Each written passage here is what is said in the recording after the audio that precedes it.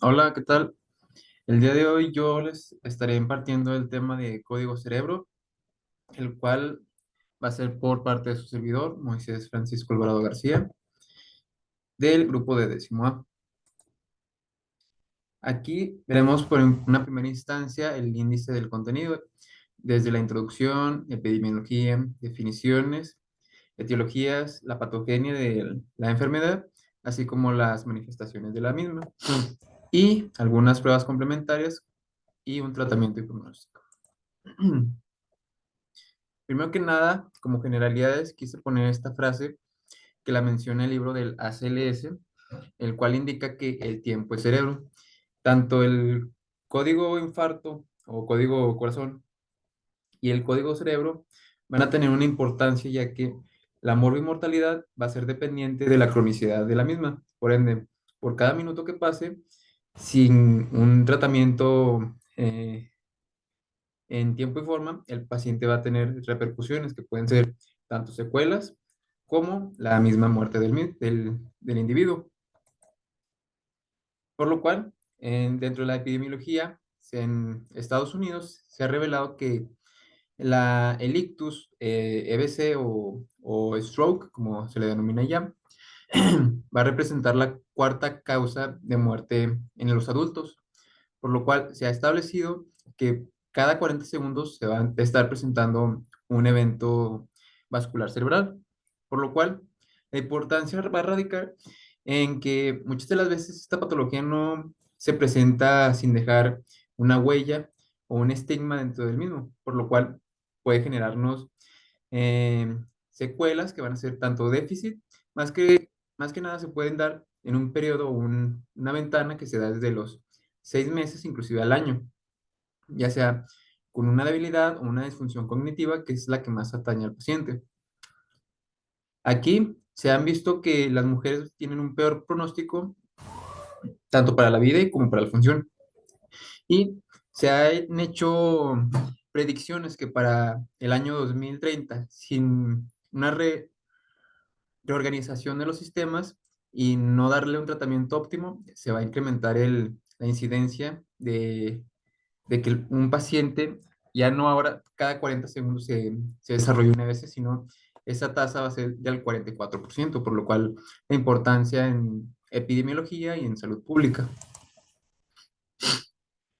Por lo cual, en datos aquí en México, que es lo que nos concierne, va a ser la segunda causa de muerte tan solo por detrás de lo que sería la cardiopatía isquémica, por lo cual hay que darle mayor fundamentos, como es el caso que esta va a ser la primera causa de discapacidad en los adultos aquí en nuestra nación.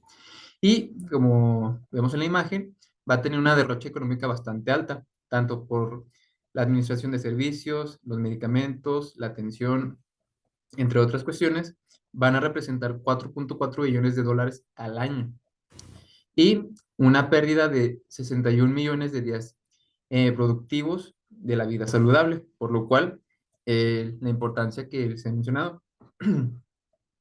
Y otro dato interesante que se menciona que la tasa de recurrencia a los 2 años va a ser considerable, que es de 10 al 22%, por lo cual si los pacientes no tienen esta educación a partir de lo que es una entidad tan mortal y que deja secuelas, hay que, por lo cual, generar una conciencia en los mismos. Por lo cual, si estos pacientes se disminuyen los factores de riesgo que veremos más adelante, van a ser candidatos a disminuir la tasa a alrededor del 80%, por lo cual es importante hacer dicho estímulo para que ellos sigan disminuyendo las tasas. Por lo cual, tanto para la incidencia se han encontrado que alrededor de 190 a 200 casos van a ser reportados por cada 100.000 habitantes al año. Y puse esta imagen que representa que una vez que todo está perdido, ya no hay vuelta para atrás, pero como ya se lo mencioné, todo factor de riesgo identificable, modificable, va a ser importante para la limitación del curso de la enfermedad. Por lo cual, hay que tomar una definición. Si bien hay muchas, como tal, como del AJA o, un instituto eh, que esté dirigida al stroke o el EBC, lo más general y lo que más impartido que va a funcionar va a ser la definición a partir de la OMS, la cual que dice que el ictus, el EBC o el stroke va a ser englobado de manera generalizada a todo síndrome clínico caracterizado por un rápido desarrollo tanto de signos y síntomas, los cuales corresponden a una afección neurológica de índole focal o global, que pueden persistir por más de 24 horas y se puede añadir con este la muerte y puede o no tener una causa aparente de origen vascular, que aquí hago un énfasis en el que de manera generalizada, este puede abarcar diversas entidades que se pueden ir subdistribuyendo en diversos grupos, como es el caso que puede abarcar un ictus desde un infarto, una isquemia cerebral, inclusive un proceso transitorio que va a ser el paso A para seguir al desarrollo de un EBC meramente. De igual manera, una hemorragia, una trombosis venosa dentro del sistema cerebral. Por ende, es importante entender que la etiología de la misma es multifactorial, por lo cual puede atribuirse a tanto una entidad, a una causa como tal, como pueden haber muchas. Y hago énfasis en este caso de a partir del Harrison,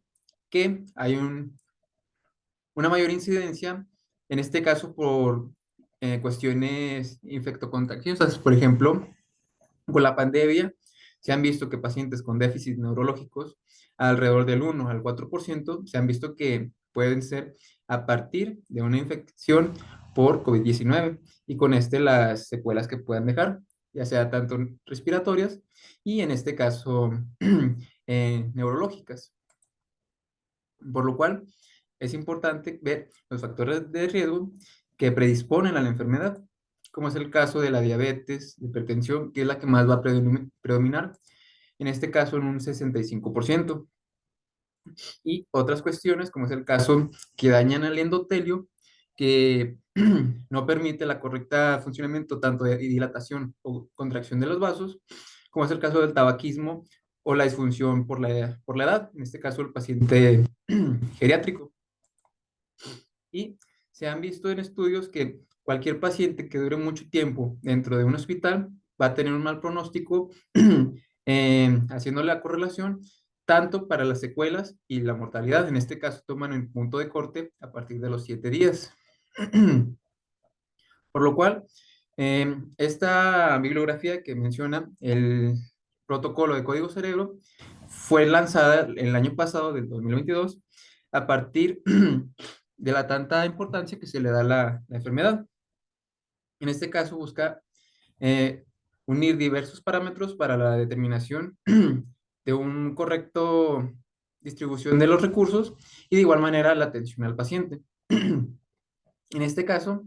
les traigo una tabla que estratifica el riesgo para el desarrollo de un ictus como tal, el cual tomamos parámetros para determinar si el paciente tiene un riesgo bajo, moderado o alto. En este caso, valoramos tanto presión arterial, el tabaquismo, el que haya tenido alguna cuestión cardiovascular como la formación de una fibrilación auricular o inclusive medidas dietéticas, como es el caso del que tenga un alta en el perfil lipídico, la diabetes, actividad física que sea nula en este caso, o que haya un antecedente como tal, en este caso familiar. Por otro lado, se puede ver la fisiopatología a grandes rasgos, que al disminuir la lumen de un vaso, va a generar una isquemia. Esta isquemia genera una alteración en la demanda energética y de igual manera de volumen a una área determinada que nos puede alterar los canales tanto de calcio como de sodio que generan una proteólisis que predispone a la ruptura de la membrana y el citoesqueleto de las células generando una muerte. Por lo cual, importancia que veremos en la distribución de los diversos tipos de ictus. Por lo cual, tanto es bien sabido con el grupo que desarrolló el ACLS, que es importante el conocimiento de signos y síntomas que pueden ser identificados como de alerta o de alarma para ver si un paciente está teniendo un accidente cerebrovascular. En este caso, se busca el activar diversos sistemas, en este caso los de emergencias médicas, que vamos a ver que van a ser los que van a estar capacitados para distribuir ambulancias, dar atención para generar algunos criterios para ver si el paciente cumple con los mismos, para después, como ya se menciona, supervisarlo y de ahí mandarlo a una unidad que sea eh, útil o más bien sea determinada para que pueda ayudar de manera óptima. Por lo cual, dicha cadena de supervivencia, esta va a ser desde tiempos antiguos en los que se ha creado, siempre se va a buscar la identificación y el reconocimiento de estos signos. Después se va a hacer una llamada a estos sistemas de emergencias, los cuales van a traer un medio de transporte, ya sea terrestre o aéreo, dependiendo si lo merita el paciente, y de ahí derivarlo a una unidad, ya sea para estabilizarlo y ya de ahí mandarlo a una que tenga una especialización, en este caso de código cerebro. Y aquí se busca dar la atención a las 8D. En este caso, se busca que el paciente se le detecte,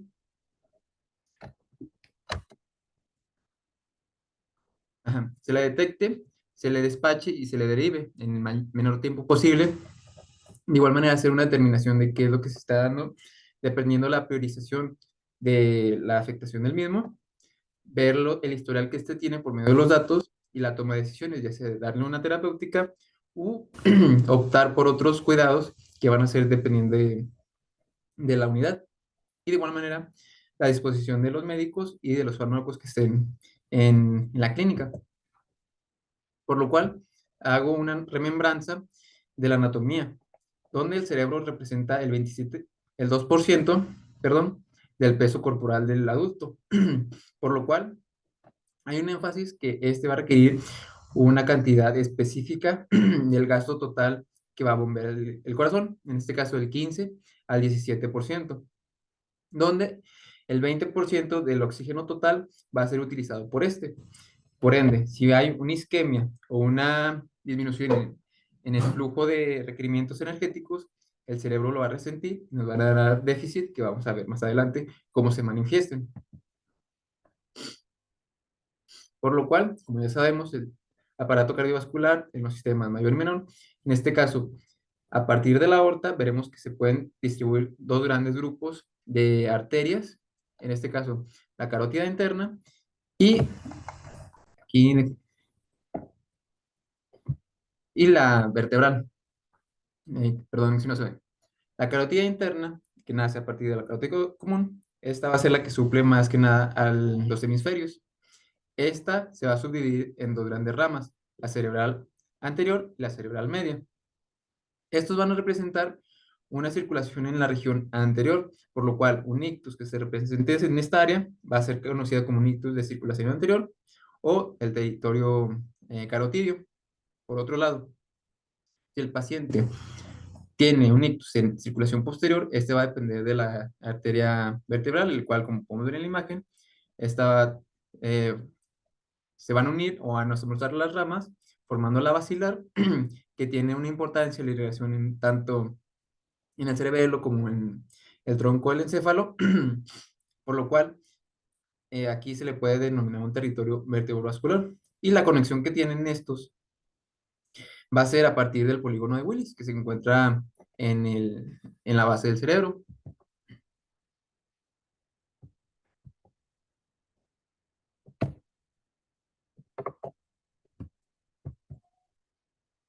Por lo cual, aquí hago un énfasis de las diferentes clasificaciones, ya sea el territorio u el tipo de patología que va a predisponerse. En este caso, ya sea por una placa de ateromas, un embolismo cardíaco o inclusive una enfermedad de pequeños vasos o dependiendo el calibre del mismo, o si la causa no se puede determinar. Por ende, aquí les traje una pequeña imagen donde representa cada área, la cual va a ser irrigada dependiendo del tipo de arteria, que es más que nada para distinguirlos. Y aquí se hace una distribución en lo que serían tantos signos y síntomas a partir de qué arteria va a ser afectada en su trayecto. En este caso, por ejemplo, ya sea la basilar, la cartera interna o sus ramas específicas. Por lo cual, vamos a ver ahora sí el tipo de stroke o de ictus, donde antes que se forme cualquiera, tanto el grupo isquémico o el hemorrágico, hay una modalidad que nos advierte que genera un advenimiento del mismo. En este caso se le denomina accidente isquémico transitorio, ya sea es un periodo en el que se puede generar algunos signos y síntomas que pueden durar un tiempo relativo, que serían alrededor de 2 horas, que nos puede generar a la larga un evento como tal cerebral vascular. Ahora, una vez que el paciente ya tiene estos signos de alarma, se puede subdividir en estos dos grupos. El primero es el isquémico, que es el más común, donde se empieza a disminuir el lumen del vaso y de aquí se pueden encontrar diversos tipos, ya sea una trombosis, que hay un coágulo dentro del vaso, una embolia, que el coágulo viaja de un lugar al otro, y la estenosis es que se empieza a estrechar el vaso como tal. Y el sangrado, que es un ictus hemorrágico, que representa un 13%, como lo vemos en la imagen de en la gráfica de pasteles. Y aquí para ver lo que acabamos de mencionar, diversas alteraciones que se pueden generar para la predisposición de un ictus en específico. Ahora, por otro lado, es importante destacar el área de penumbra, que esta es el área donde se va a encontrar un tejido necrótico, donde no le va a llegar ya ningún sustento nutricional, y el área que lo rodea se le va a conocer como tal el área de penumbra, la cual se va a empezar a entrelazar por la angiogénesis que va a presentar, y si no hay una correcta intervención en tiempo, en forma, esta puede llegar a tener secuelas por un periodo en el que no se está suministrando suficiente estado nutricio. Por ende, ahora sí pasamos a lo que es el código cerebro como tal. Y aquí hay un énfasis que el código cerebro va a ser una cadena de supervivencia a partir de eslabones, donde se le busca educar a todo el público, tanto al paciente para reconocer algunas alteraciones que dicen, esto no es normal,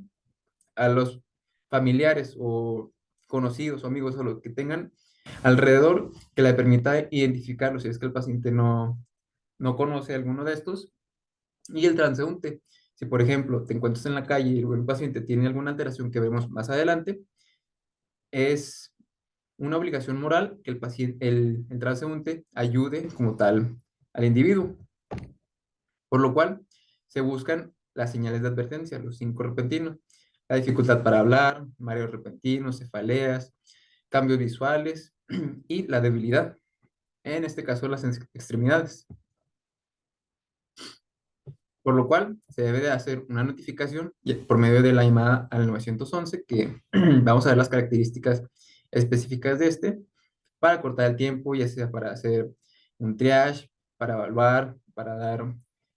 consentimiento para formar algunas determinaciones de laboratorio, entre otros. En este caso, primero que nada, el 911 va a dar prioridad tanto para código cerebro como para el código infarto, por lo cual estos van a ser un descarte para distribuir la atención. Por otro lado, la recepción, aquí por lo general, tanto de la recepción de la llamada al envío de una unidad, en este caso tiene que durar un tiempo específico, que son 90 segundos, y tiene que tomar algoritmos validados para la detección de los mismos. En este caso, el Cincinnati es el más común o el de Los Ángeles.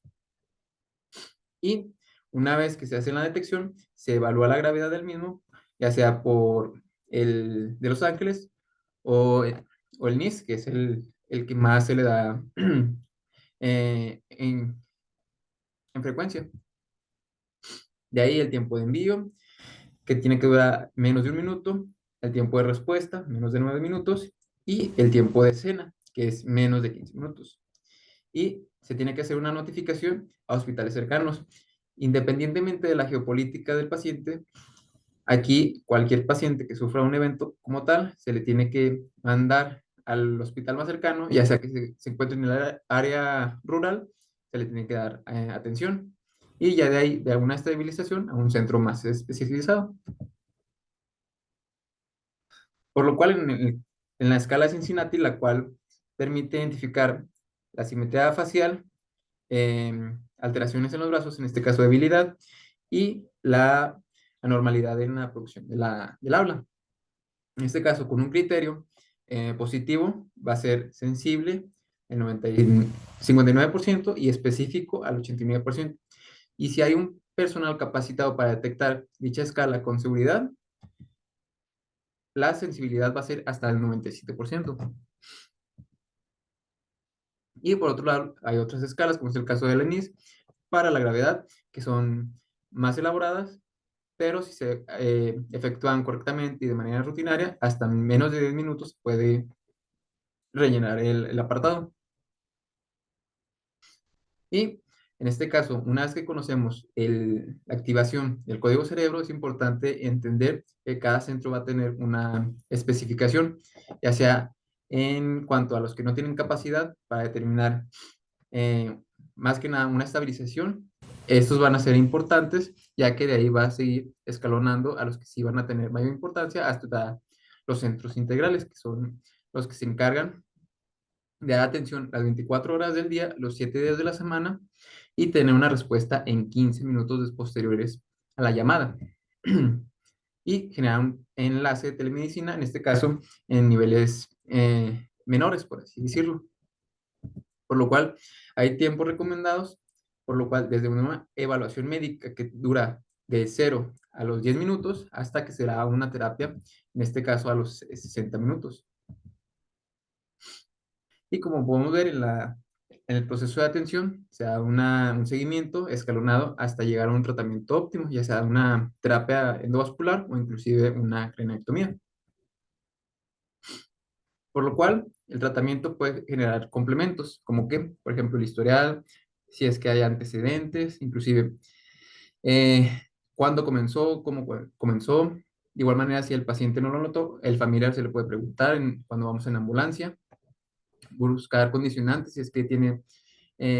previo antecedente de un ictus, diabetes, hipertensión, entre otros, fármacos que pueden generar una respuesta o condicionen como tal el ictus, como es el caso de los anticoagulantes, antihipertensivos y simpático-miméticos. De igual manera, ver si hay alguna alteración en el electro, como es el caso de una fibrilación auricular, y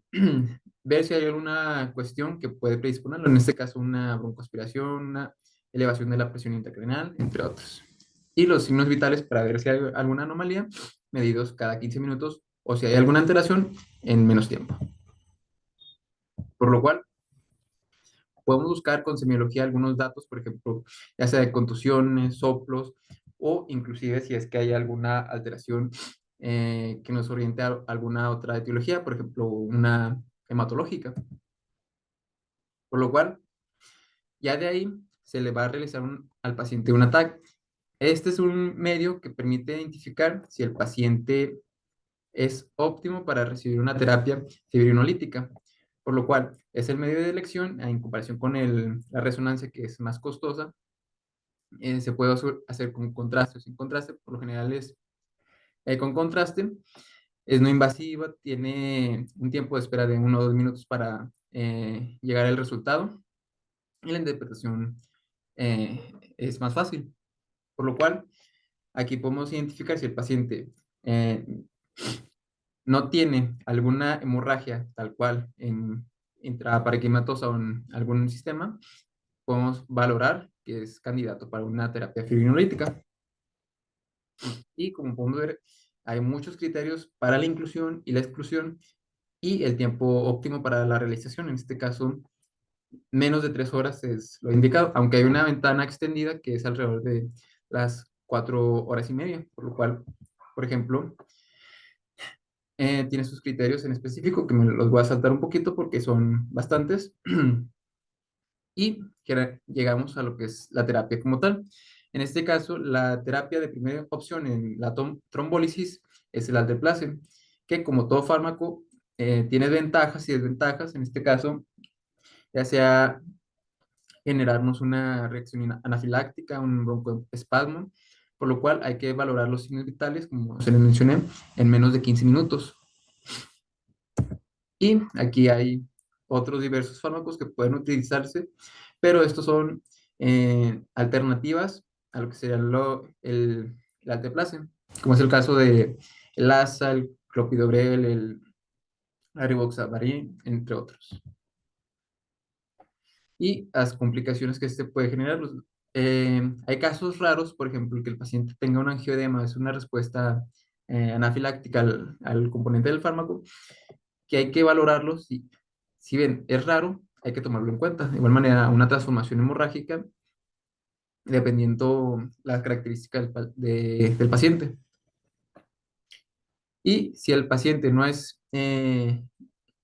recibe una mejoría clínica tras la aplicación de la fibrinólisis, puede optarse por otras terapias, como es el caso de la terapia endovascular, que tiene sus criterios específicos, que se ven a continuación, que si bien son extensos, las guías de México a partir del IMSS indican que pueden ser menos de 6 horas de la evaluación, mayores de 18, con una escala de NIS específica, de la tomografía, en este caso del ASPEX, entre otros. Y el pronóstico. Es fundamental hacer hincapié que todo paciente que vaya a tener un ictus no se va a quedar solamente con un déficit neurológico, sino que afecta toda la actividad diaria que éste va a tener,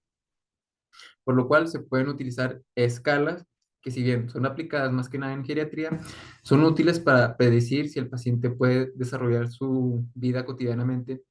sin algún problema. En este caso, ya sea vestirse, usar el retrete, entre otros, como es el caso del índice de Bartel, la de Rankin, la independencia funcional o inclusive del GUS para evaluar la disfagia si es que el paciente no puede pasar el alimento como tal.